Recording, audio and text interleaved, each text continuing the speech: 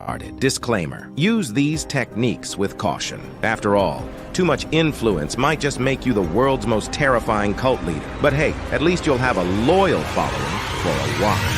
Our first technique is called anchoring. Keep this between us, okay? Because this is a powerful tool that allows you to associate a particular feeling or emotion with a specific trigger. By doing this, you can control how someone feels and reacts in a given situation. Let's say you're trying to sell a car and the buyer is hesitant about the price. You can use anchoring to associate the price with a positive emotion. For example, you can say, "This car is a real gem and I'm sure you'll be very happy with it. By the way, the price is $10,000, but I'm willing to come down a bit." By doing this, you're anchoring the price of $10,000 with the positive emotion of happiness and satisfaction. This makes it more likely that the buyer will feel good about the price and be more willing to pay it. Of course, that happiness might be short-lived when they realize the car has a mysterious oil leak and a tendency to drive itself to abandoned gas stations at 3 a.m. Or let's say you're trying to convince a friend to go to a concert with you. You can use anchoring to associate the concert with a positive emotion. For example, you can say, "This band is amazing,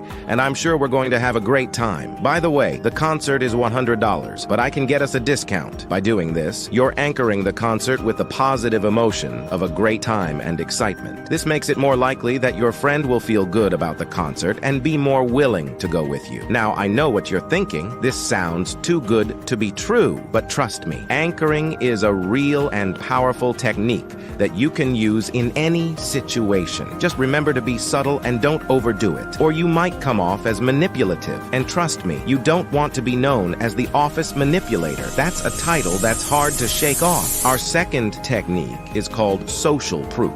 This is a psychological principle that states that people are more likely to follow the actions of others, especially when they're unsure of what to do. By using social proof, you can influence people's behavior and make them more likely to follow your lead. Let's say you're trying to persuade a group of people to try a new restaurant. You can use social proof by saying, "This restaurant is really popular and a lot of my friends love it. I think you'll really enjoy it too." This makes it more likely that the group will follow your lead and try the restaurant. Just make sure those friends who love the restaurant actually exist. Seriously, nobody wants to be the social proof pioneer for a restaurant serving mystery meat surprise. Just saying.